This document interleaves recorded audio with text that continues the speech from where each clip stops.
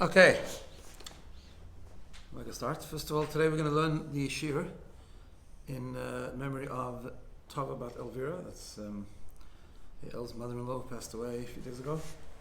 Wish the whole family well, and Neshama should have an aliyah, and we'll learn her schus.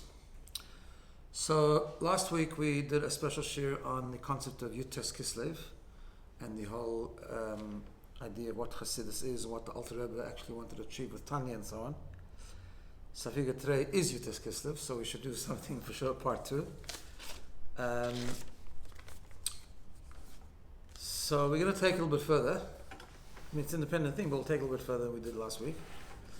And it's based on this parsha, actually, this week's parsha, which we'll soon see. It was a talk that the Rabbi gave, I'm not sure when he gave it, actually. 1981. But it was printed and edited and published in 1984, I think it was, 85 actually. Just an interesting little thing. This particular sikha, this particular talk that Rabbi gave, and we'll bring in other things as well, but we'll base it on the sikha.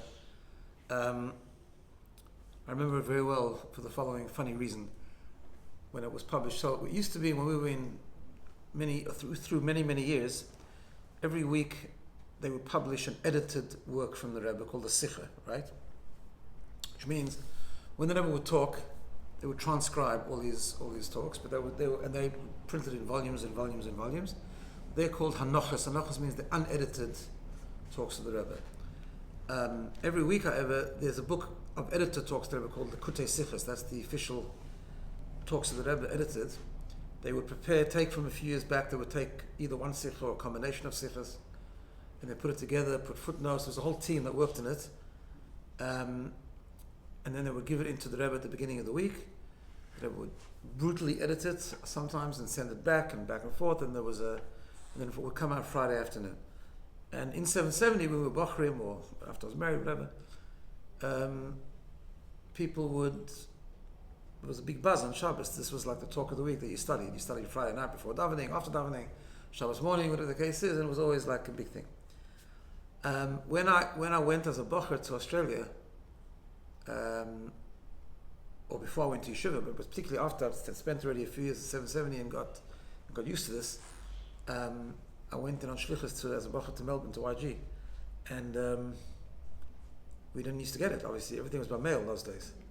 So we used to always get it like a week later or 2 weeks later. We'd have a Thursday night, a group of us, six of us, the Shluchim, we would get together, we'd learn the Sikha, but it was like 2 weeks old.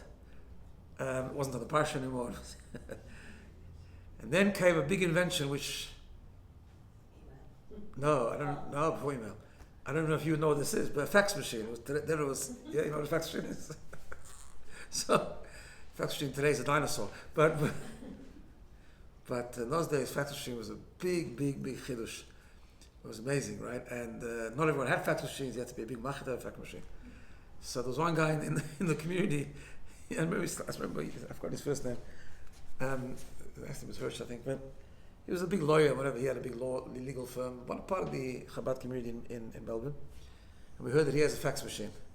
So we asked him if he'd mind getting the sikha, and we had it arranged that it should be faxed from New York. And that Shabbos, it was this Shabbos, Parshas HaYeshiv, in 1980, 85, 85 actually. It was before December. 95, where for the first time we got the Sikh on time, and it was a major buzz. It also was connected to Yud Tes Kislev, and it was beautiful. From then on, we got it every week, but it was really towards the end that we were there. But so I remember the Sikha very well because we learned it with such passion because it was like the first time we got the Sikha on time. Anyway, so I'm not going to give you the whole Sikha, but it's a very deep Sikha, but I will give you parts of it, and especially connected to that idea of Yud Tes Kislev. And the Sikha was based on the Parsha and Yud Tes Kislev with the famous concept that the Shaloh HaKadosh, the great Kabbalist, the Shaloh, brings, that every yontif, every event that comes during the week is always connected to the Parsha. So therefore, if Yud Tes Kislev falls out, which it does in most years in the Parsha of Vayeshev, it means there's some connection between Vayeshev and Yud Tes Kislev. Even though there's all events, obviously, after the Parshas were divided, And after people started reading the Parsha, as is the case with most Yomim Tovim, most Chagim, Purim, Chanukah, all these things. But the Shalom maintains nothing's by chance, and the fact that we read a Parsha on the Shabbos means it's significant for that week. In fact, the Alter Rebbe, who's the subject of Yud Tes Kislev, famously said, the famous line, he once gave out a sort of a line to his Hasidim, Amadav Leben mit der Zeit, which means we have to live with the time. I certainly didn't mean living with modernity, that's for sure. But so the Chassidim didn't understand exactly what he meant by living with the time. So they found out after from his brother, I think it was, that he meant they should live with the Parsha of the week. Every day you should live with the Parsha of the week, right? No, so up from the beginning of the week till the Shabbos. So now we're in Parshat Vayeshev. This coming week is Parshat Vayeshev, which means the whole week is Parshat Vayeshev, right? As we prepare for Shabbos. I mean, there's a concept of the Parsha having a connection to the week afterwards as well, but this particular idea is we're living with the Parsha every day as we lead up to Shabbos, right? So you ask the question, it's a really strange thing to say that this Parsha is connected with Yud Tes Kislev, because this Parsha seems to be the exact opposite of Yud Tes Kislev. Yud Tes Kislev is about a geula, redemption. Alter Rebbe was released from jail, not only physically but spiritually. There was a redemption, so to speak, for the Chabad movement, for Hasidus, the whole spreading of the esoterics of Torah, as we spoke about last week. That's Yud Tes Kislev, right? Vayeshev, the exact opposite. Vayeshev, the whole story of Vayeshev is Yosef being sold down to Golus, and that leading ultimately to the Golus of the Yidden in Mitzrayim, right? So how does that connect? Yeah. Okay, so obviously Yosef going down to Mitzrayim was for the purpose of Geula, for the purpose of redemption. The whole point was for the Yidden that ultimately to come out of Mitzrayim and to be redeemed from Mitzrayim. That's all true.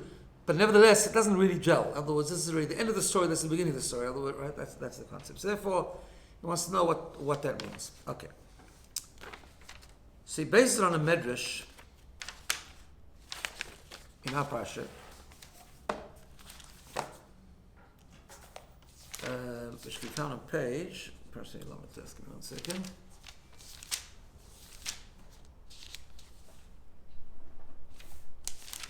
Yeah, page 212.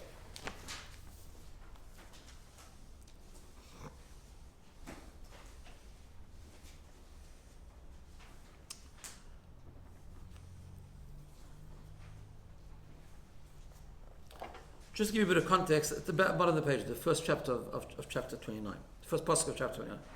So it's interesting that, just to give you context, the way Parshat Vayeshev works is the story of Yosef, his dreams. Yaakov sends him to see what's happening with his brothers. He comes to his brothers as they were shepherding the sheep. They take this opportunity, they throw him into the pit. Reuven actually wants to come back and save him, but it's too late because he went and he came back, and it was too late because they had sold him down to Egypt with a bunch of merchants, right? That's the thing. And then at that point, the Parsha interrupts itself with a whole other story about Yehuda's marriage, Yehuda and Tamar. Very complex story, but it's a story of Mashiach, actually. Right? It's a story of ultimately Mashiach being born, because he eventually married one wife, but then he eventually married Tamar, who was really his daughter-in-law, through the concept of Yibum. And he has twins, and one of the twins is Peretz, and Peretz, of course, is the ancestor of Mashiach. Okay. When it finishes that story, it goes back to the story of Yosef, right? And it says the following words. It goes back to the history, and now goes back to what happens with Yosef and Mitzrayim, but it starts with the following 3 words, and it says, the Yosef hurad Mitzrayim. Right? Yosef was taken down to Mitzrayim. Yeah? Now, of course, that phrase in itself is a very golus phrase. Well, Yosef, the great Yosef, the tzaddik Yosef, the dedicated son Yosef, was taken down to Mitzrayim. Mitzrayim wasn't just physical slavery or physical capture, also was a spiritual yerida, spiritual descent, because Mitzrayim was known, even at that time, Mitzrayim was known to be ervas ha'aretz, the immorality of the earth. They were very, very immoral people, terrible people, evil people, and that was Mitzrayim. So Yosef, hurad Mitzrayim, Yosef was taken down, the ultimate descent. However, there's a fascinating medrash.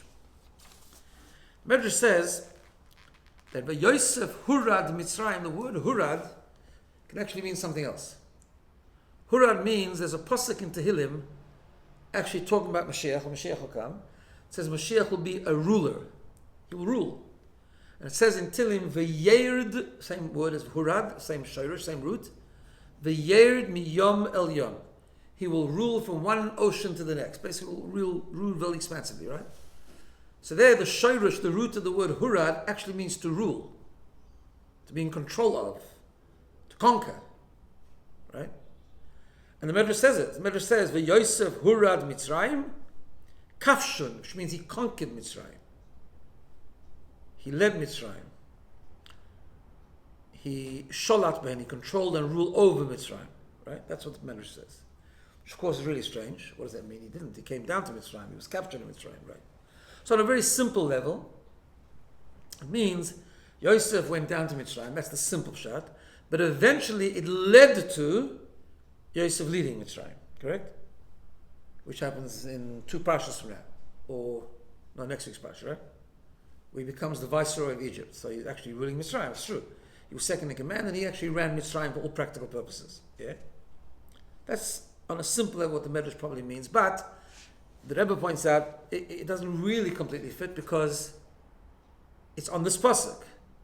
And we know when there's two, the Rebbe has a thesis and it's a very, very, there's like a few fundamental themes and rules that go through all the Rebbe's talks.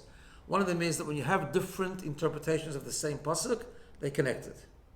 Because they're interpreting the same pasuk, therefore they must be connected, even though there are different interpretations. Right? Okay. So therefore it says, V'yosef Hurad Mitzrayim, it can't only be that he went down to Mitzrayim now, but eventually it means he's going to rule. It must be that this pshat applies now also. And somehow the two things live together. He was taken down to Mitzrayim and he rules Mitzrayim at the same time. What does that mean? Okay. So,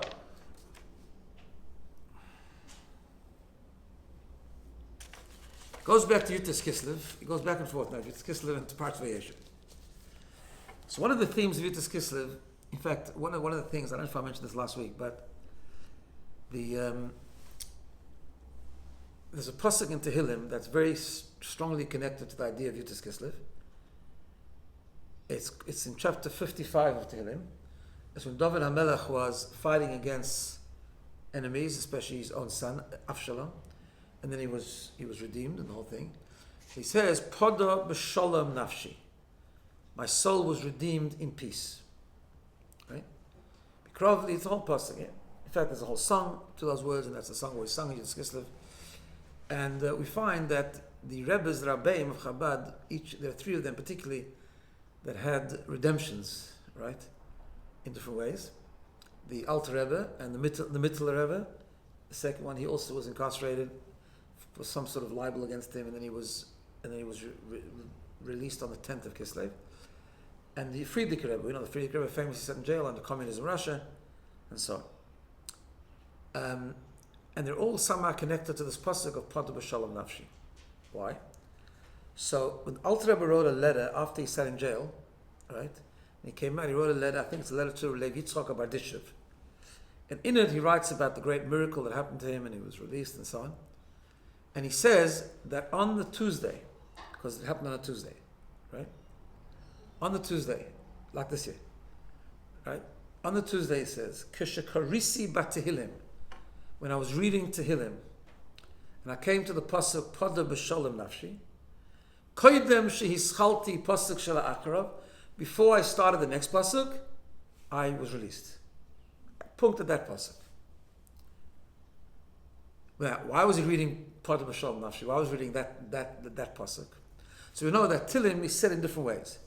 One way that a common way of saying Tehillim is that Tehillim is divided among the days of the month, right? I wasn't reading it for that reason, because if you divide Tehillim among the days of the month, the pasuk Poda b'shalom nafshi comes out on the 10th of the month, right? This was the 19th, of course. But there's another way that Tehillim is divided between the days of the week. There are some people that finish Tehillim all week, because you look in Tehillim, you'll see. Tehillim is divided into 5 books, but it's also divided into 7 parts. The Yom Rishon, the Yom Sheni, that you say every day if you want to say a lot of Tehillim, right? For a reason, whatever. There's a concept of saying Tehillim as it's divided among the week, and especially when the Alter Rebbe was in jail, he made it a point of saying extra Tehillim and therefore saying Tehillim according to the days of the week, and according to the days of the week, chapter 55 falls out on Tuesday, and therefore he was reading that pasuk. Okay. The Mittler Rebbe, the second Rebbe, he didn't come out on Tuesday, but he came out on the 10th of the month, which has the pasuk of Shalom. And the Friedrich Rebbe was released on Tuesday also. So also connected with Pasha. It actually goes further than that because the Rebbe didn't mention that, but 12th of Tammuz. But it was a Tuesday that year. Yeah. So also connected with part of Shalom Nashi. No, because each of them said Ma'amorim connected with that pasuk on the days connected to the redemption. The truth is it goes further than that because the Rebbe never sat in jail, our Rebbe, but he went through a very difficult time with his books, with the Sfarim of the previous Rebbe, well-known thing. And when it was going through the time, he connected it. It was a very fascinating sikha. That the whole thing was a court case in America. It was a very famous story, right? And the Rebbe connected it with the same reason Alter Rebbe sat in jail. When Alter Rebbe sat in jail, we said this last week that because there was some kitruk, there was some spiritual accusation of what was happening, and therefore the remedy for that was the Magid and Baal Shem Tov. When they appeared to the Alter Rebbe, told him, when you come out, you have to do even more. You have to spread Hasidus even more, and so on and so forth.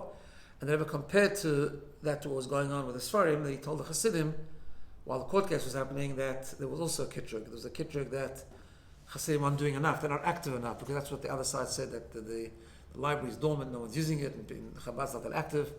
He said, of course, Chabad is very active, but now means we have to be even more active, right? And he connected it with the concept of also going through the spiritual accusation. And the verdict, and therefore the festival that we celebrate, the Sfarim, is Hey Tevis, the 5th of Tevis, and the first time it happened was also Tuesday. So it's also connected with the right part of Shalom. Okay. Now, what's the idea?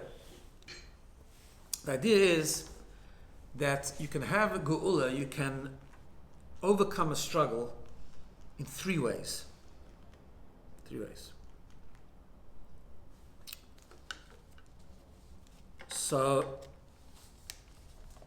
the way the 3 ways work, the best way to understand it, the Rebbe speaks about this in many times. Oh, sorry.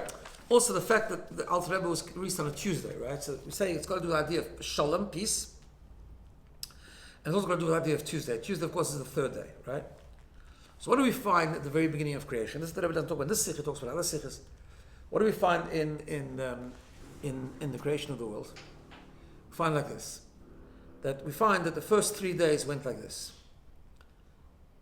The first day, every day Hashem said Ki Tov, it was good. Right? But what happened the first day? The first day we know that Hashem was alone in the world, which means there was no opposition to Hashem, so to speak, right? The famous Rashi in Bereshit says that Vayerev Vayiboik, in each day of the 6 days it says it was evening, it was morning, 1 day, 2 days, the 2nd day, 3rd day. But the first day it says Vayerev Vayiboiker, it was evening, it was morning, Yom Echad, 1 day. After it says 2nd day, 3rd day. So really on the first day it should have says Yom Rishon, not Yom Echad, right? Says Rashi, why does it say Yom Echad, not Yom Rishon? Because Hashem was Yochid B'Olamai. He was one in his world. There was no creation. There was a world, but he was the only existence only revealed existence even in the world, because even the Malachim, even the angels were not created till Monday. Right? And everything else was created after. So therefore Hashem was one, truly one in his universe, right? Okay. So that's day 1. Day 2, there's conflict. That's why it doesn't say Kitov on Monday. Why? Hashem separates the waters to the upper waters and the lower waters, right? Now the truth is, not just about the waters. And what did he do? He created a rakia, he created a heaven that should divide between the waters, right? Now, actually, the division between the waters on day 1 and day 2 is actually much deeper than just the waters. In Hasidus, we talk about the idea of waters being the idea of tainuk, pleasure, deriving pleasure from something. Because in Tanya, the very beginning, it says, water feeds everything that's pleasurable. How can you have fruit or anything that grows comes from water? You need water to make it happen. So therefore, water is a symbol of pleasure. When Hashem created the division between the lower waters and the upper waters, and the lower waters were upset, it says in the Medrash, they said, we want to be also close to Hashem, and Hashem promised the lower waters that the water ultimately would be used for a mitzvah, like it was used for pouring water on sukkahs, and there was always salt on the Mizbeach, which comes from the ocean, and so on and so forth. But there was this division. What does it mean, division between the lower waters and the upper waters? It means that Hashem made a big divide between the physical pleasure and the spiritual pleasures. That the lower waters represent physical pursuit, which are completely separate and divided off from the upper waters, which are spiritual pursuit. What's dividing them? What's dividing them is that heaven, that expanse, whatever you call it, right? Okay. But because division was created, and with that came the whole idea of machlokes and all that division, the idea of conflict, gvura basically, was Monday. Therefore, there was no ki tov on Monday, right? In other words, if there's no ki tov, it means, right? It means that there's something wrong. It's a negative, right? Division isn't a good thing, right? Now, so what happens? So what do you do when division isn't a good thing? Presumably, you take away the division. So there was a rakia, there was a division between the upper waters and the lower waters. Came Tuesday, Hashem didn't take away the division. And yet on Tuesday, it's ki tov twice. Right? It's ki tov twice. What's a pshat? Pshat's like this. When we say the idea of shalom, peace, what is true peace? So there's three ways this can happen. One way is the first day. First day means, of course, first day there was complete peace. Why? Because there was no opposition. That's not really peace. Right? That's just because there's no opposition, so there's no peace, right? Person can lock themselves up and can never interact with people, and it's fine. He'll have a very peaceful life. And you'll say but you won't say he was a man of peace because never made peace, right? Okay. The second thing that can happen is the number two. What's number two? Number two represents conflict. There's conflict. Second day, there's a conflict. There's a schism between the gashmius and the ruchnis, or the physical and the spiritual, the upper waters, the lower waters, right? Okay. What's the ultimate? The ultimate is not to get rid of the enemy. The ultimate is to transform the enemy. To bring the enemy along with the ride. To transform and let the enemy, so to speak, the opposition, the resistance, become part of the solution. So what does Tuesday represent? It represents that Hashem didn't want to resolve the conflict between the spiritual and the physical by getting rid of the physical, but by elevating the physical and making it part of joining it together. Not joining it together as equals, but joining it together as being transformative, as the Gashmi is coming along and revealing the upper waters within the lower waters. In other words, like Hashem told the lower waters, I'll take you, you'll learn to be a mitzvah, you'll become a mitzvah. It will be about eating a meal on Shabbos, by using the Gashmis to give tzedakah, whatever the case is, but by elevating the world to follow and become the friends of the Torah, of the upper waters. That's peace. That's true peace, right? And for somehow with the Geula of the Alter Rebbe and the Mittel Rebbe and the Frierdiker Rebbe, there's this idea, this emphasis that the Geula took place, and especially with the Alter Rebbe, because we're talking about Yud Tes Kislev, that what this was idea as Shalom. In fact, the Alter Rebbe writes that the miracle of Yud Tes Kislev, he says, was created an amazement among the officers and the dignitaries of the country. In other words, they themselves were they didn't begrudgingly let the Alter Rebbe out, they actually agreed to it afterwards. And in fact, it was an amazing miracle because the presumption was that when the Alter Rebbe is redeemed from prison, he was going to be given very restricted movement and where he can teach, or where he can't teach, or where he can live, where he can't live. And he wasn't. He was given carte blanche. He could do whatever he wanted. What about the Jews? The Jewish people, those who were against him, were they also transformed? No, you know, like this, the transformation takes place in a symbolic way and partial way. The true transformation will take place when Mashiach comes, right? No, not all the Jews are transformed. Not all the Jews came on board. But the concept was, it was done in a way that symbolized the process of Shalom, right?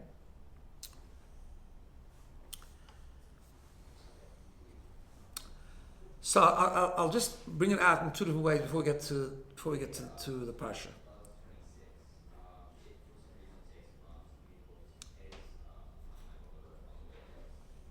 I shall have my train of thought. Something I want to share with you. Give me 1 second. No, that's okay. It's okay. Before the Nigla, I wanted to. It doesn't matter.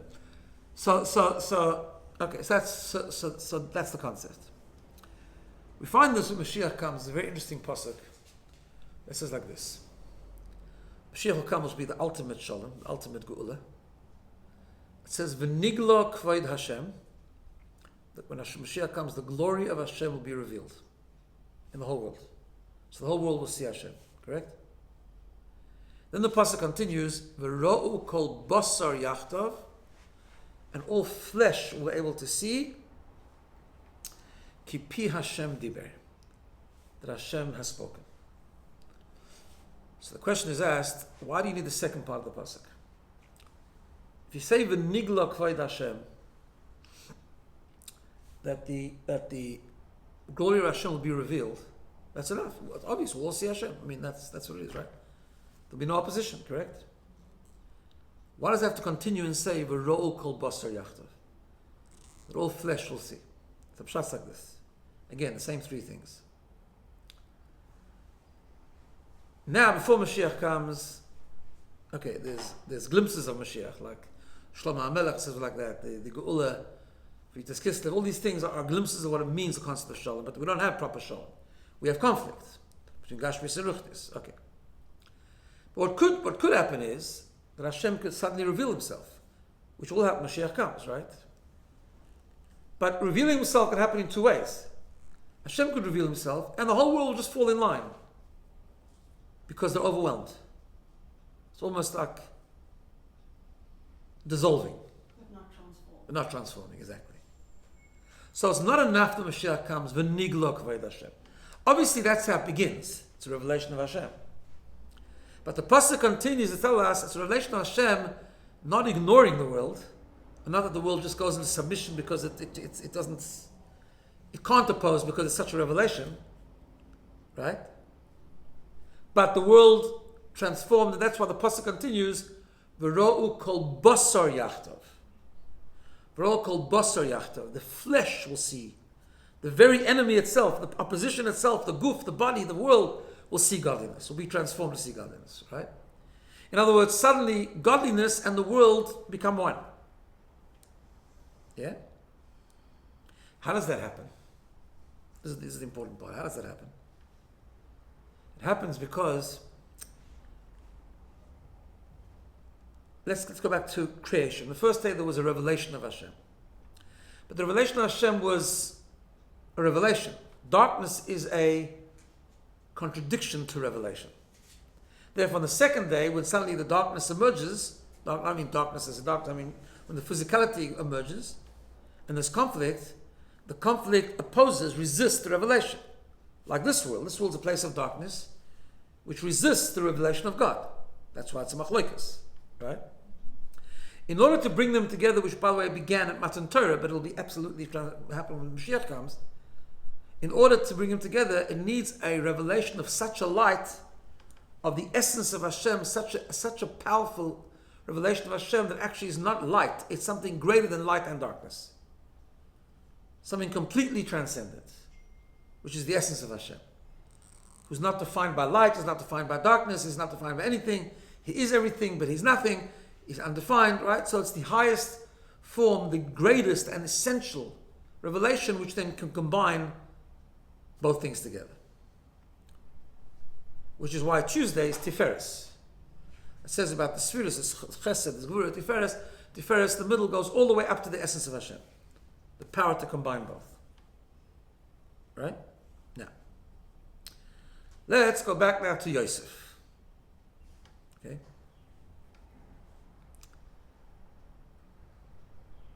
And then we'll go back to the Alter Rebbe again. The way the Rebbe explains it in the Sikha. So,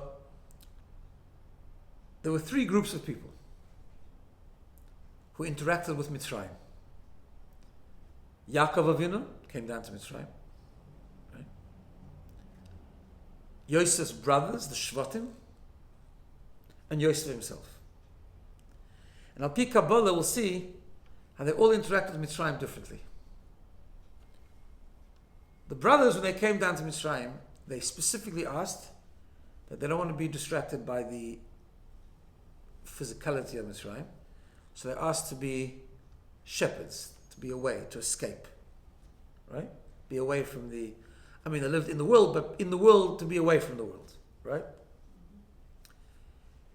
The Ovos, it says, Yaakov Avinu, actually didn't matter to him where he was. We'll see why in a minute. Because wherever he was like higher than Mitzrayim. Yosef lived in Mitzrayim. Not just lived geographically in Mitzrayim, he was steeped in Mitzrayim. Yeah? How does that work? So it works like this. The Shvatim, so again, remember there's three things. There's war, there's conflict, there's that just overwhelms the enemy, and then there's the coming together where the enemy is transformed. Yeah? The Shvatim represented the idea of conflict. Why? Because on their level, somewhere in a subtle way, world was a problem for them. They knew if they live in the world, they'll struggle. And they didn't want to struggle spiritually. They wanted to be okay. They wanted to remain pure. In other words, what level of revelation do they represent where there's a conflict between them and the world? It's like the Monday. Right? And therefore the only way they could deal with it was to escape. So in other words, the world, they didn't ignore the world actually, because the world, they were what we call a Hasidus, they were represented a level that is higher than the world but has a relationship with the world, which is why there's a conflict. It's a more tzimtzum sort of revelation, where it has a connection to it. It's not completely transcendent, it's actually connected to the world on some level and therefore can clash with the world. The world matters, it's toifas mokim, it actually can distract them. That's the brothers. Yaakov is different. Yaakov is the Ovos. It says in like this. It says in Hasidus that the brothers belong to the world of Bria. You know, there's Atzilus, Bria, Tzirasiyah. They belong to the world of Bria. Now, Bria we know is already part of the creation. It's a very high part of the creation, but it's already after Big Tzimtzum, right? It's already, it's not Hashem's world. It's already part of the creation, the divine creation, the spiritual creation, but it's part of the creation, and therefore the world can really interfere. The Avos, Abraham, Yitzchak, Yaakov, they were just totally transcended. They belong to the world of Atzilus, where there's only one reality for them, which means they could actually live in the world and it wouldn't make a difference. Why would it make a difference? Because there's no world for them. It's like, you know what I'm saying? Like, it doesn't affect them. Because wherever they are, they're transcendent. They're the world of Atzilus. Sunday. Sorry? Sunday. Sunday, exactly. That's like the Sunday. So it's peace. It's not conflict, but it's not real peace either. Because there's no enemy. Why? Because enemy doesn't exist. It's there, but it's insignificant. Yosef is the highest madrega. Because what it says about, when it talks about Atzilus and Bria, it says Yosef could take Yaakov and bring it down to Bria, which means he could bring Atzilus into Bria. What does that mean? Yosef didn't ignore the world, Yosef transformed the world. Yosef hurad Mitzrayim. Yosef came down to Mitzrayim and he interacted with Mitzrayim. He was in the dungeons of Mitzrayim. He was really in Mitzrayim. Then he became the viceroy of Mitzrayim. He lived in Mitzrayim, not just geographically. He lived there. He actually interacted with Mitzrayim. And he's the only one known as Yosef HaTzadik, because he was able to reveal such a light that the world doesn't distract. The world's not ignored and overwhelmed. The world as a world can also become a long part of godliness. The way that Rabbi puts it is, to him, we talk about the idea of the world being bottle, the world being nothingness towards Hashem, right? We learned this in Tanya, in chapter 20, chapter 21, right? The world is part of Hashem's reality. But there's different ways that can happen. By the Shvatim, by the tribes, the world wasn't completely bottled for them, because the world had some sort of significance for them. That's why it would distract.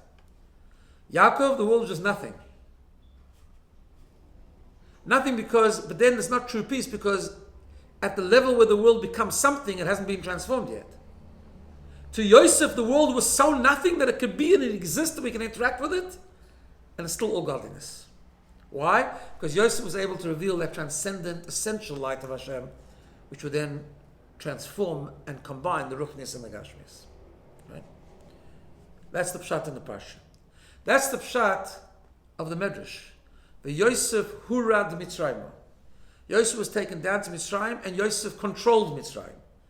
Not only when he became viceroy, from day one, spiritually speaking. Which means both interpretations happened at one time, because it's the ultimate shalom. He went into Mitzrayim, he was taken down, he went down the level. He went all the way down, he interacted with the lowest level of existence, the lowest level of Mitzrayim, and yet controlled it and transformed it at the same time. Hurad and Hurad. Two pshatim coming together. Right? Now, let's go back to Yud Tes Kislev and go back to what we spoke about last week. Same idea. On different levels, but same concept, right? The Baal Shem Tov revealed the Emunah V'Yid, right? This is we spoke about this last week at length. And even by the most simplest of Jew, had the ability, after the Baal Shem Tov revealed it and exposed it, to really let his Emunah and his faith burst forward, right? What's Emunah? Emunah is a clarity that transcends the rationale of the person, transcends intellect, transcends seichel, right? It's the depth of the neshama. When a Yid connected to the Baal Shem Tov lived a full life of Torah mitzvahs because his Emunah had been revealed, when that Emunah shone and Emunah exploded, it's like the first day of creation. Because it's such a strong light, that it ignores the rationale. When the Yechida B'Nefesh, and the Pintel Yid, we learned this in Tanya in chapter 19 and so on, right? When the Pintel Yid, when it explodes, so there's absolute clarity. There's absolute clarity that Hashem is one and Hashem is the only being, etc., Torah mitzvahs. But not because I've understood it, not because why? Because it's actually higher than understanding. It doesn't actually come into understanding. By definition, it's something that transcends the human mind, human intellect. Right? It might mean that you're totally on board.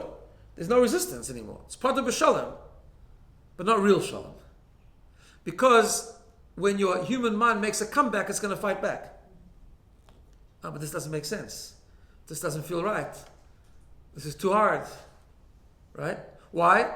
Because the human intellect and the human mind and the human faculties and the human consciousness has been anesthetized, that's all.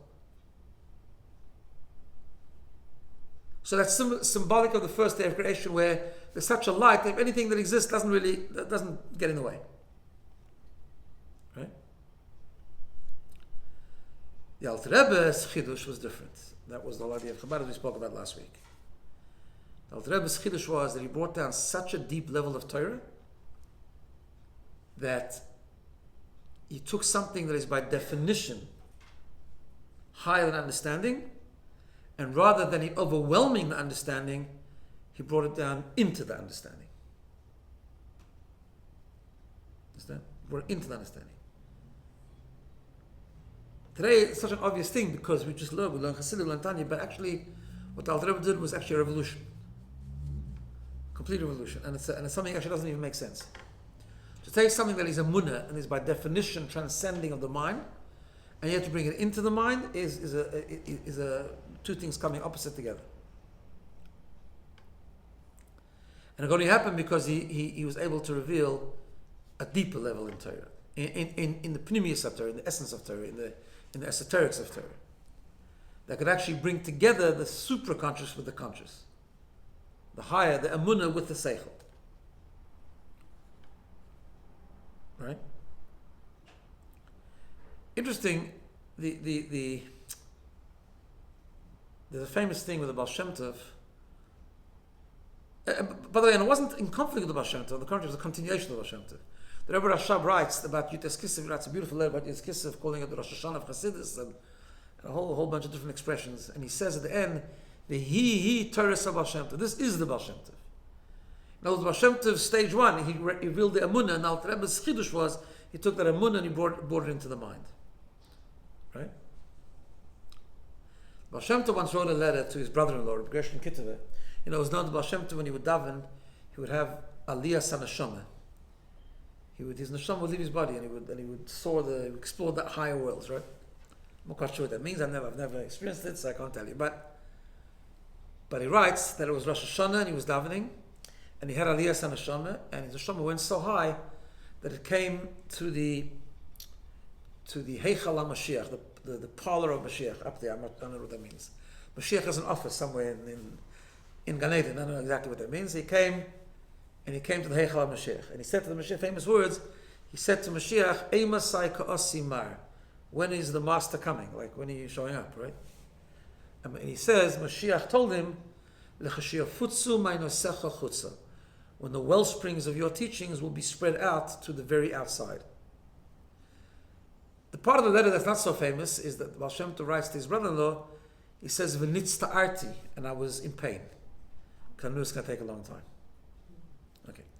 But, okay, whatever that means. But what's the pshat? So the Rebbe always will explain like this.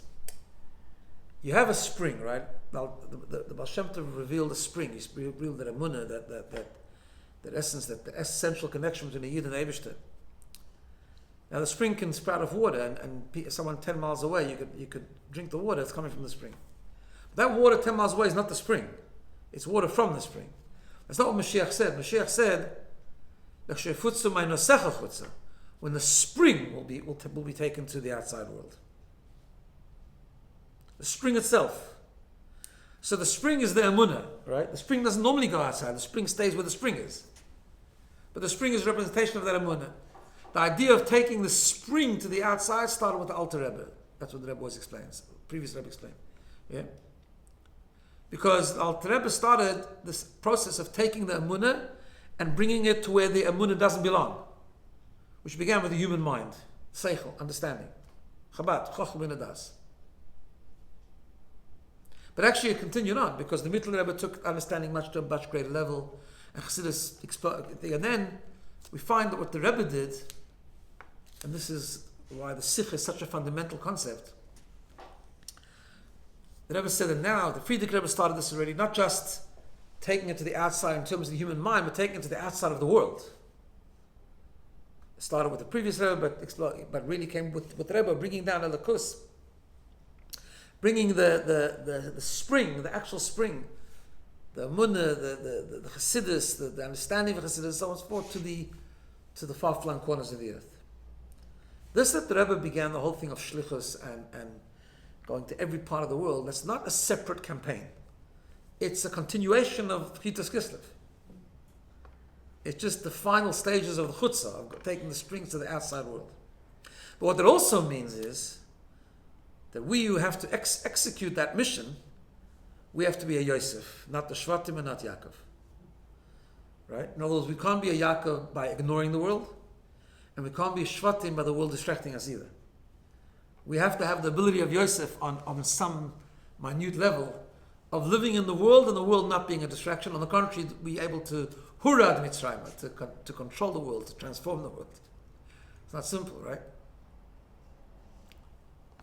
Those sometimes make a mistake, and I think that the Rebbe gave, up until in Tanya talks about how the world is nothing, and all the Chassidus talks about that, and the Rebbe suddenly gave the world prominence. That's not true.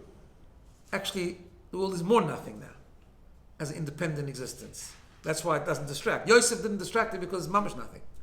It's only a lakus. It's all godliness. You can be in the world and interact with the world and be in the politics of the world and everything like that, but it's all for one purpose only. It doesn't distract, because as an independent existence, it actually doesn't exist. And that's the Yosef, and that's why you can transform it, because it so doesn't distract you.